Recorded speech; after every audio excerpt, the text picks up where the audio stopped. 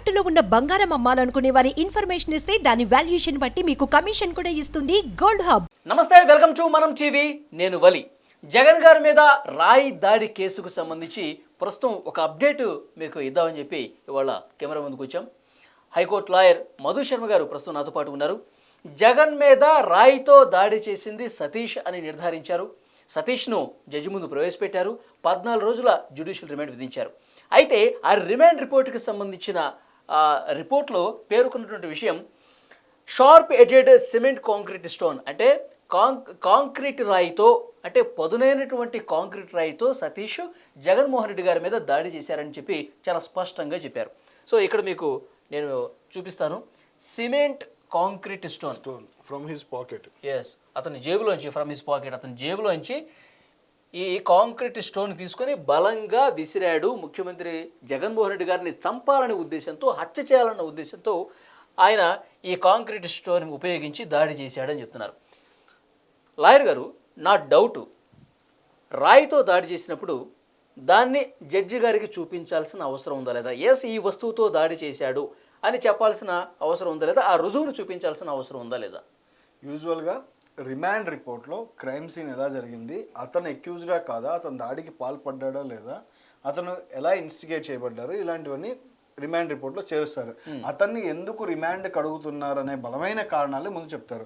So ఇందులో బలమైన కారణాలు ఏం చెప్పారు? అతను సీఎంని పర్పెట్రేటరు, సీఎంని చంపడానికి చూశారు, సో కాబట్టి అతన్ని రిమాండ్కి అడుగుతున్నాము అన్న విషయంగా చెప్పారు. సో అంటే ఈ ఇన్వెస్టిగేషన్ క్యారీ చేసినటువంటి ఏసీపీ కూడా ఏం రాశారంటే రిమాండ్ రిపోర్ట్లో, మేము అక్కడికి వెళ్ళాము, we have collected the digital evidence, అక్కడ ఉన్న వీడియోలు కానీ, చుట్టుపక్కల ఉన్నటువంటి సీసీటీవీ ఫుటేజ్లు కానీ, అక్కడ ఉన్నటువంటి మనుషుల కాల్ డేటా రిపోర్ట్స్ కానీ, దాని తర్వాత మిగిలిన మొత్తం రిసీవ్ చేసుకోవడం జరిగింది. సో ప్లస్ మేము రఫ్ స్కెచ్ కూడా ప్రిపేర్ చేసామని చెప్పి ఇదంతా రాశారు. కానీ మేము ఆబ్జెక్ట్ ని ఫైండ్ అవుట్ చేసామనేది ఎక్కడా పెట్టలేదు. అంటే దాడి జరిగినటువంటి ఆబ్జెక్ట్ ని ఫైండ్ అవుట్ చేసామనేది బేసిక్ రిమాండ్ రిపోర్ట్ లోకి రాలేదు. అది కూడా చెప్పలేదు కదా. ఇంకొకటి స్టన్నింగ్ ఇష్యూ మనకి రిమాండ్ రిపోర్ట్ లో కూడా, కరెంటు పోయినప్పుడు దాడి జరిగింది అనేది కూడా రాయలేదు. అవును, ఇక్కడ రాయలేని వాళ్ళు మరి ఛార్జ్ షీట్ లో రాస్తారా లేదన్నది చూడాలి. మనం ఛార్జ్ షీట్లో వాళ్ళు అది రాస్తారా లేదని మనం వెయిట్ చేసి చూడాలి. ప్లస్ ఇంకొకటి ఏంటంటే, ఆబ్జెక్ట్ దొరికిందనే విషయాన్ని కూడా చెప్పలేదు. అంటే ఇంకొక బలమైన అనుమానం అందరూ లేవనెత్తున్న విషయం ఏంటంటే, ఒక పర్సన్ని ఫోర్స్ఫుల్గా మనం, అంటే వీళ్ళు ఏదైతే ఆ స్టోన్ని, షార్ప్ ఎడ్జ్డ్ కాంక్రీట్ స్టోన్ని సీఎం గారి మీదకి ఫోర్స్ఫుల్గా ఇసిరిన తర్వాత అది వెల్లంపల్లి గారి తగిలింది. అవును, అదే కదా మనం చూస్తున్న స్క్రోలింగ్ ఏదైనా కానీ మొత్తం అదే. అంటే ఒకళ్ళ మీదకి, అంటే ఇమీడియట్ గా ఒక వ్యక్తి మీదకి ఇసరంగానే అతనికి తగిలిన తర్వాత దాని ఫోర్స్ అనేది కొంత తగ్గుతుంది. అవునా కదా? సో జగన్మోహన్ రెడ్డి గారికి గాయం అయిందంటేనే అది కొంచెం బలంగా తగిలింది, దాంతో ఫోర్స్ అనేది తగ్గుతుంది. అక్కడ తగ్గిన తర్వాత మళ్ళీ నెక్స్ట్ ఇమీడియట్ పర్సన్ తగిలింది అని చెప్తున్నారు. సో వెల్లంపల్లి గారికి తగిలి కన్ను పోయేంత ఫోర్స్ గా నిజంగా తగిలిందా లేదనేది కూడా అది ఒక అనుమానాస్పదమైన విషయమే అని చెప్పాలి. ఎందుకు అంటే, ఒకవేళ వెల్లంపల్లి గారికి తగిలిన తర్వాత కింద పడిపోయి ఉండాలి. అంటే ఐదర్ అది ఎక్కడ పడి ఉండాలి, ఆ వెహికల్ టాప్ పైన అది ఉండాలి, లేదు అంటే దాని ముందు అద్దం మీదైనా పడి ఉండాలి. అద్దం మీద మనకేమైనా స్క్రాచెస్ కానీ, అవే వాళ్ళ వెహికల్ కి డ్యామేజ్ అయింది కానీ ఎక్కడ చెప్పలా, లేదా అటు కానీ ఇటు కానీ పక్కన పడి ఉండాలి. సో ఆ మూమెంట్ లో, అంత రష్ లో ముందు సీఎం ని ప్రొటెక్ట్ చేయడానికి మేము ఇంపార్టెన్స్ ఇచ్చాము, ఆబ్జెక్ట్ ని ఫైండ్ అవుట్ చేయడానికి మేము ఇంపార్టెన్స్ ఇవ్వలేదు అని గనక నిజంగా వాళ్ళు ఆ వాదన వినిపిస్తే, ఖచ్చితంగా క్లియర్ గా అతను రాయి విసిరింది సీఎం గారికి తగిలింది అన్న విజువల్ ని వాళ్ళు స్పష్టంగా ప్రొడ్యూస్ చేయాల్సిన అవసరం ఉంటుంది. అలాంటి సందర్భంలో అది గనక మిస్ అవుతుంటే కనుక బెనిఫిట్ ఆఫ్ డౌట్ కింద ఆయన బయటికి రావచ్చు, సతీష్ ని ఖచ్చితంగా బయటికి తీసుకురావచ్చు, అక్యూజ్డ్ ని ఖచ్చితంగా బయటికి తీసుకురావచ్చు. ఎందుకని? క్రైమ్ ఎస్టాబ్లిష్ జరగలేదు అని చెప్పొచ్చు ఇంతవరకు. అంటే యూజువల్ గా చిన్న వాటికే ప్రెస్ మీట్లు పెట్టి పబ్లిక్ కి చూపించే పోలీసులు ఇంత పెద్ద అటాక్ లో ఈ విధంగా దాడి జరిగింది అనేది చూపిపోవడం ఆశ్చర్యకరం. అంటే పోలీసులు వాళ్ళ కారణాలు వాళ్ళు చెప్పొచ్చు. ఎందుకని? ఒక్కసారి మేము నిజంగా ఇతను అటాక్ చేశాడు అని చెప్పి చూపిస్తున్నాం అక్యూజ్డ్ ని సమాజానికి అంటే, అతని అక్యూజ్డ్ కి మాకు భద్రత ఇవ్వడం కష్టం అవుతుంది. వైసీపీ కార్యకర్తలు మళ్ళీ తిరిగి అతని మీద దాడి చేసేటువంటి అవకాశం ఏమైనా ఉండొచ్చు. సో అతనికి మేము భద్రత ప్రొవైడ్ చేయలేము, సో అలాంటి కారణాల వల్ల మేము చూపించలేము కాబట్టి కోర్టు వరకే డైరెక్ట్ గా చూపిస్తాం. అంటే వీళ్ళు చూపించాల్సిన ప్రత్యేకమైన రూల్ కూడా లేదు, మనకి చూపించాల్సిన ప్రత్యేకమైన రూల్ కూడా లేదు. కోర్టు వారికి మాత్రం ఖచ్చితంగా చూపించాలి కాబట్టి కోర్టు వరకే చూపిస్తామని చెప్పొచ్చు. కానీ ఇక్కడ ఇతను పికప్ జేబులోంచి తీసాడు, ఆల్రెడీ అంతకు ముందే కలెక్ట్ చేసిన రాళ్ళని సీఎం మీదకి విసిరాడు అని మాత్రమే చెప్తున్నారు కానీ అది దొరికినట్టుగా కానీ. ఎందుకంటే ఇక్కడ మీరు చూడండి, రిమాండ్ రిపోర్ట్ అప్పుడు ఎన్క్లోజర్ సబ్మిట్ చేసిన లిస్ట్ మన దగ్గర ఉంది లాస్ట్ పేజ్ లో. Last page of remand report నిన్న కూడా మనం చూసి ఏమేమి ఎన్క్లోజర్స్ పెట్టారో చూసాము. ఆ ఎన్క్లోజర్ లో మాకు రాయిని ఫైండ్ అవుట్ చేసాము, ఆ రాయిని మేము సబ్మిట్ చేసామని ఎన్క్లోజర్స్ లో కానీ ఎక్కడ చేయలేదు. సో కాబట్టి ఈ కాల్ లెటర్ రిపోర్ట్స్ ఇవి మాత్రమే చూపించారు. ఇప్పుడు పర్టికులర్ గా ఈ కేసులో ఇక్కడ మీరు చూడొచ్చు, strongly thrown at the temporal part of the head of the honourable CM AP Jagan with an intention to cos deadly shot against him to away his life as per prior agreement of conspiracy. So వాళ్ళ ఇద్దరి మధ్యలో జరిగిన conspiracy ప్రకారం చేశారని చెప్తున్నారు. దాని తర్వాత Jaganmohan Reddy was survived as the sharp edged cement concrete stone missed to hit is sensitive temporal part and touched above the left I of the honourable CM. పైన తగిలింది అని చెప్పి చెప్తున్నారు. అంటే ఈ వాళ్ళు ఇది చెప్పింది ఎలాగంటే, ఇలా కార్నర్ గా సీఎం కి రాసుకొని వెళ్ళి ఒకవేళ వెల్లంపల్లి గారికి ఫోర్స్ గా తగిలి ఉండాలి. ఫస్టే సీఎం గారికి గట్టిగా తగిలింటే కనుక అంతటితో దాని ఫోర్స్ ఆగిపోయేది. సో ఫోర్స్గా తగలకుండా సీఎం గారికి ఇలా రాసుకొని వెళ్ళి వెల్లంపల్లి గారికి తగిలి ఉండాలనేది రిమాండ్ రిపోర్ట్ ప్రకారం వాళ్ళు ఫ్రేమ్ చేసినటువంటి కథ. ఈ రఫ్ స్కెచ్ కూడా సబ్మిట్ చేస్తున్నారు కాబట్టి ఆ రఫ్ స్కెచ్ కూడా చూస్తే కానీ క్లారిటీగా వచ్చే అవకాశం ఉంది.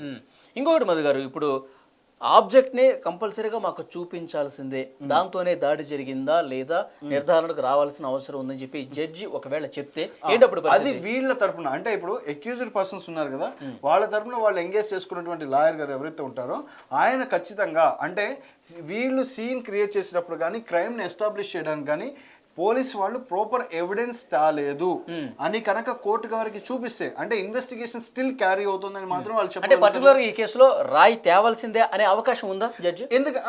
అదే చెప్తున్నాను. ఎందుకంటే అవతల వాళ్ళు కనుక ఇందులో రాయి తగిలిందని చెప్తున్నారు, బట్ ఇతను రాయి విసిరేసిన సీన్ మాత్రమే చూపిస్తారు.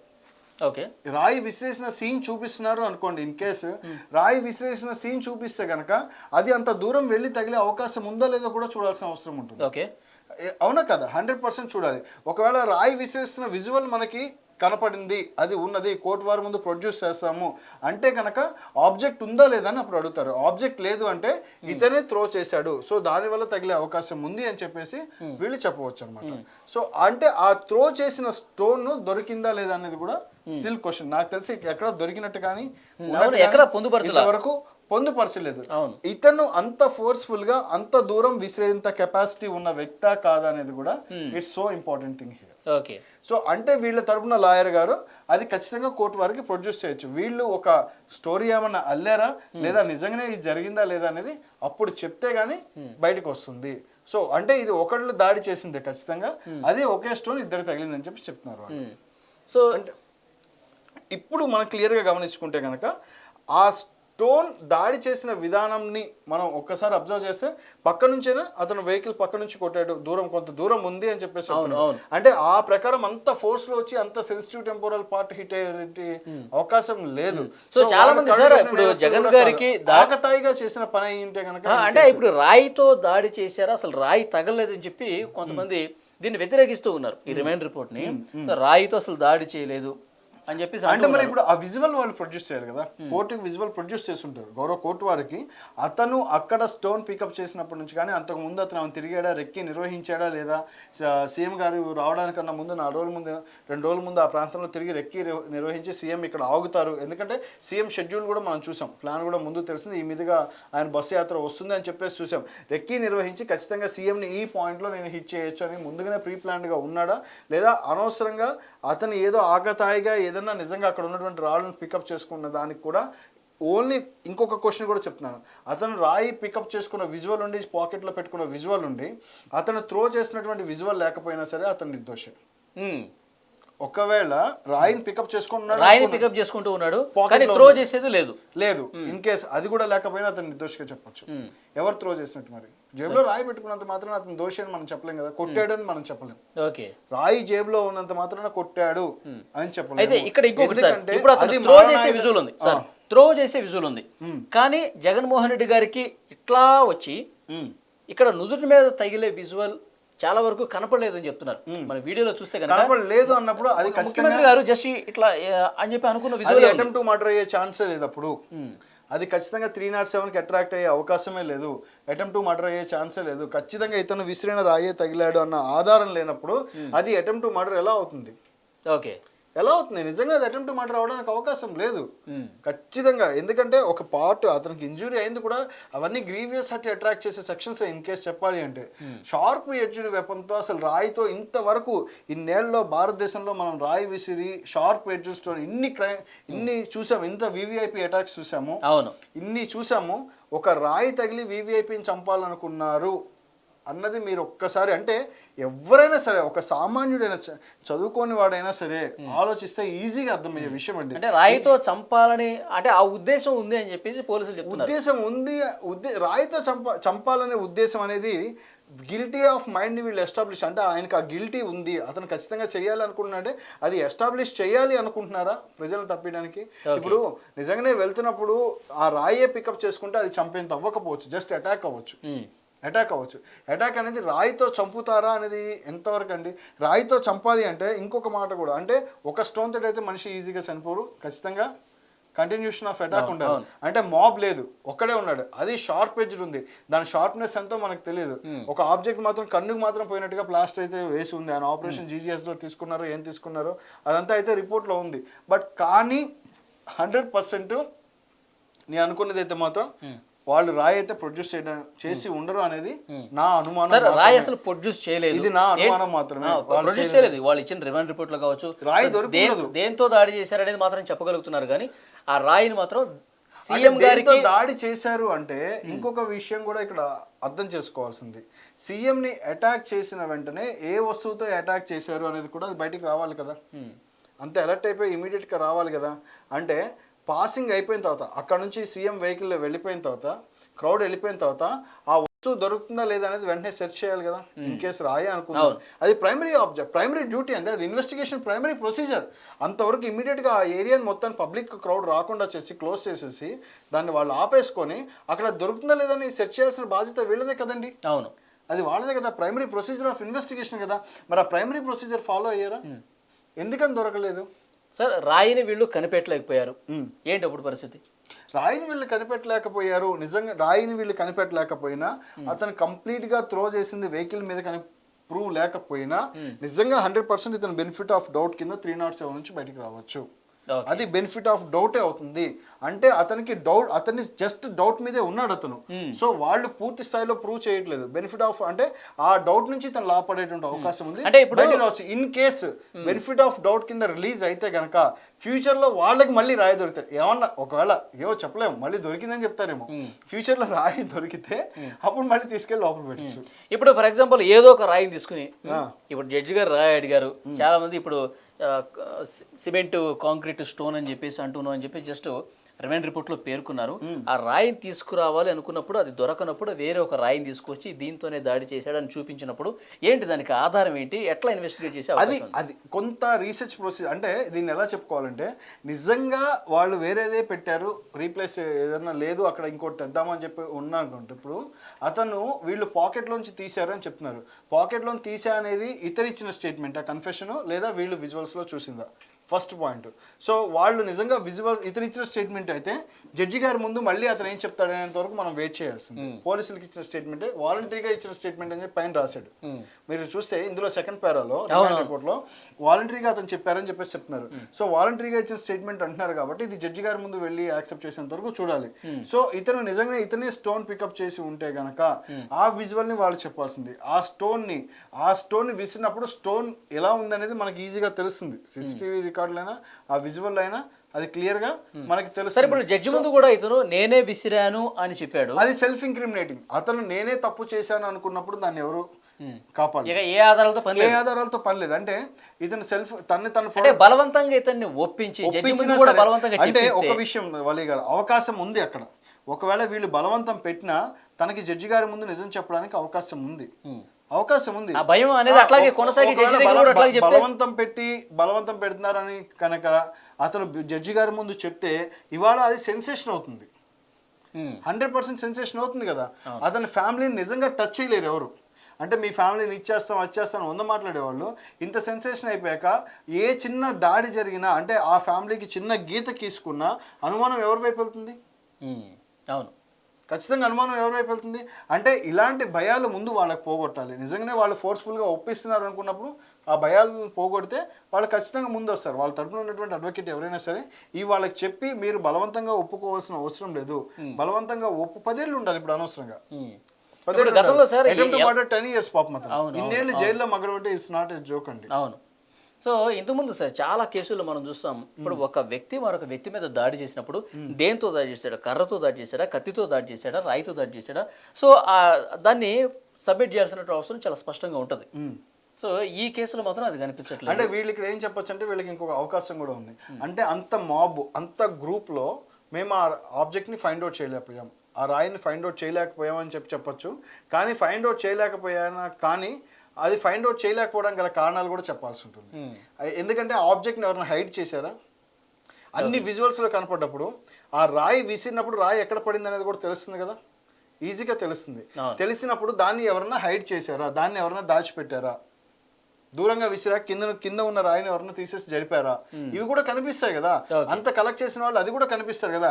ఇక్కడ ప్రతి బేసిక్ పాయింట్ ఇది అవసరం లేదు ఇన్వెస్టిగేటింగ్ అనుకున్న పాయింట్ కూడా ఉపయోగపడతాయండి ఒక్కోసారి. ఓకే, ఖచ్చితంగా ప్రతి బేసిక్ పాయింట్ క్షుణ్ణంగా చూడొచ్చు. అక్యూజ్డ్ నిజంగా తప్పు చేశాడా లేదని ఎస్టాబ్లిష్ చేయడానికి ప్రతి పాయింట్ తను వాడుకోవచ్చు. ఇప్పుడు అది దొరకకపోతే 100% బెనిఫిట్ ఆఫ్ డౌట్ వాడుకునే అవకాశం ఉంటుంది అతనికి. 90 రోజులకు ఇమీడియట్ గా బెయిల్ కూడా అప్లై చేసుకోవచ్చు. తన కస్టడీ అయిపోయిన తను నన్ను అనవసరంగా ఇస్తున్నారు, ఇక్కడ ఏది ప్రైమరీగా ఎస్టాబ్లిష్ చేయాలా, చార్జ్ షీట్ లో వీళ్ళు రాసింది కేవలం అభియోగాలు మాత్రమే, దానికి సంబంధించిన ఎవిడెన్స్ గ్యాదర్ చేయలేకపోయారు పూర్తి స్థాయిలో, బేసిక్ ఎవిడెన్స్ కూడా లేకుండా నన్ను అరెస్ట్ చేశారు కాబట్టి నేను ఎలిజిబుల్ ఫర్ బెయిల్ అంటే కనుక. ఎందుకంటే అతనుకున్న కెపాసిటీ ప్రకారం అతను విట్నెస్ని ఈ కేసులో ప్రలోభ పెట్టలేడు, విట్నెస్ల మీద అతను చేసేటువంటి ఇది కూడా లేదు. ఎందుకంటే అతనికన్నా పవర్ఫుల్ ఉన్న విట్నెస్లు అందరూ 12 మంది విట్నెస్లు అని చెప్పారు. 12 మంది పొలిటికల్ లీడర్స్ అనేది రిమాండ్ రిపోర్ట్ లో రాశారు కూడా. అవును, మాజీ మంత్రులు ఎంపీలు ఉన్నారు. సో వాళ్ళందరినీ ఇతను చేయగలండి, ప్రలోభ పెట్టగలరా? అసలు 1% కూడా ఛాన్స్ లేదు, చేయలేదు. ఎవిడెన్స్ ని ట్యాంపర్ చేయడానికి అసలు ఉన్నదే ఒక రాయి అని చెప్తున్నారు. ఎవిడెన్స్ ని డిజిటల్ ఎవిడెన్స్ ఆల్రెడీ గ్యాదర్ చేసామన్నాడు. సో ఇంకా ఇతను ఎవిడెన్స్ ఏం గ్యాదర్ చేస్తాడు? సాక్షుల్ని భయపెట్టే అవకాశం లేదు ఈ కేసులో అతనికి, ఎందుకంటే సాక్షులు ఇతనికన్నా బలమైన వాళ్ళు. ఎవిడెన్స్ని ట్యాంపర్ చేసే అవకాశం లేదు, ఎందుకంటే పోలీసు వాళ్ళు ఆల్రెడీ ఎవిడెన్స్ని గ్యాదర్ చేశారు. అంత టెక్నాలజీ తెలిసిన వ్యక్తి కూడా కాదు, అంతే కదా పూర్తి స్థాయిలో. అంటే ఏం చెప్దామని అంటే రాజ్యాంగబద్ధంగా ఏర్పడ్డ వ్యవస్థలు ఏ రకంగా పనిచేస్తున్నాయి? ఇప్పుడు 307 పెట్టడం అనేది చాలా లోపభూయిష్టంగా ఉంది. ఇది కేవలం ఇరికించాలన్న విషయం. మర్డర్ అనేది అసలు అంతా నిజంగా సీఎం మీద వీళ్ళు మర్డర్ చేసేంత స్కెచ్ వేసేంత స్టామినా ఉన్న వ్యక్తులు అండి అనేది కూడా ఆలోచించాలండి. సో ఈ పర్టికులర్ ఈ పాయింట్ కూడా కొంత జడ్జి గారు పరిగణలోకి తీసుకోవాలి. ఈ ముఖ్యంగా రిమాండ్ రిపోర్ట్ లో అటాక్ అనేది పవర్ పోయినప్పుడు జరిగింది అనేది కూడా రాయలేదండి. అది చాలా ముఖ్యమైన విషయం. పవర్ పోయినప్పుడు ఎందుకని రాయాలి రిమాండ్ రిపోర్ట్ లో? ఎందుకంటే ఇంత రాసుకుంటూ వచ్చినప్పుడు ఇంత అటాక్ చేసాడు ఇంత రాసుకుంటూ వచ్చినప్పుడు he picked up the sharp edged cement concrete stone from his pocket strongly thrown at temporal part of the head of the honourable CM AP Jagan అన్నాడు with an intention to cause the deadly shot and at the time of there is no power అని ఎందుకు రాయలేదు? అక్కడ current లేదన్న విషయాన్ని ఎందుకు రాయలా? Starting press meet లో మొదటి ప్రెస్ మీట్ లో సిపి గారు కరెంట్ పోయిన ప్రస్తావన ప్రధానంగా చెప్పారు. మరి ఎందుకని రాయలేదు? వాళ్ళ రిమాండ్ రాయాల్సిన అవసరం లేదు. రిమాండ్ రిపోర్ట్లు అన్నారు అనుకోండి, మరి రేపు చార్జ్ షీట్ లో రాస్తారా? అనుమానాస్పదంగా ఉంది. ఆయన మీద పెట్టిన కేసు కూడా కరెక్ట్ కాదు. మనకి ఈ రిమాండ్ రిపోర్ట్ చదవటం ఎందుకంటే ఆ కరెంట్ పోయినప్పుడు నిజంగా విజువల్ ఉందని రేపు పొద్దున కోర్టు అడిగితే ఇతను ఉన్నాడో లేదో వీళ్ళు చూపించడానికి వీళ్ళకి ఆధారం కావాలి కదా. ఆ విజువల్స్ అన్ని గ్యాదర్ చేసుకున్నాక ఏం చేస్తారో చూద్దాం. సో రాయి కూడా చాలా కీలక పాత్ర పోషించే అవకాశం కనిపిస్తుంది. సో రాయి ఎక్కడుంది, ఎందుకు ఆ రాయిని సేకరించలేదు? సో ఆ రాయి ఇప్పుడు నిజంగా జగన్ గారి మీద దాడి చేస్తే సో బ్లడ్ కూడా కొంత అడ్డుకుని ఉంటుంది సార్. ఖచ్చితంగా తగిలి ఉండాలి. ఇప్పుడు మీరు అన్నట్టు మరి ఆయన కన్నే పోయి అంత ఇదంటే ఆ స్కిన్ ఏదో అంటుకునే అవకాశం ఉంది లేదు, రెండో చెప్పొచ్చు. పైన తగిలింది కాబట్టి 2 అవకాశాలు అంటుకుంటే కనుక వాళ్ళదని చెప్పొచ్చు. ఇప్పుడు మళ్ళీ అది కొంచెం చిన్న దెబ్బలతో కొంచెం లేదు తర్వాత దెబ్బ తగిలించి ఏదో రాయి అంటించి అక్కడ పెట్టే అవకాశం ఉందా? అది దొరికిందా సీజ్ చేసిన ప్రాపర్టీలు చూపించాలి. బట్ రిమాండ్ రిపోర్ట్ లో ఇచ్చినటువంటి ఎంక్లోజర్స్ ప్రస్తుతానికి మేము గ్యాదర్ చేశాము అన్న ఎవిడెన్స్ లో రాయి వాళ్ళ దగ్గర లేదు. ఇప్పటికైతే రిమాండ్ రిపోర్ట్ లో లేదు. తర్వాత మరి వస్తుందా, సృష్టికర్త సృష్టిస్తారా లేదా ఉన్నదాంతో ముందుకెళ్తారా అనేది చూడాలి. చూద్దాం సార్ తర్వాత ఎట్లా ఉంటుందో. Thank you very much Madhu గారు.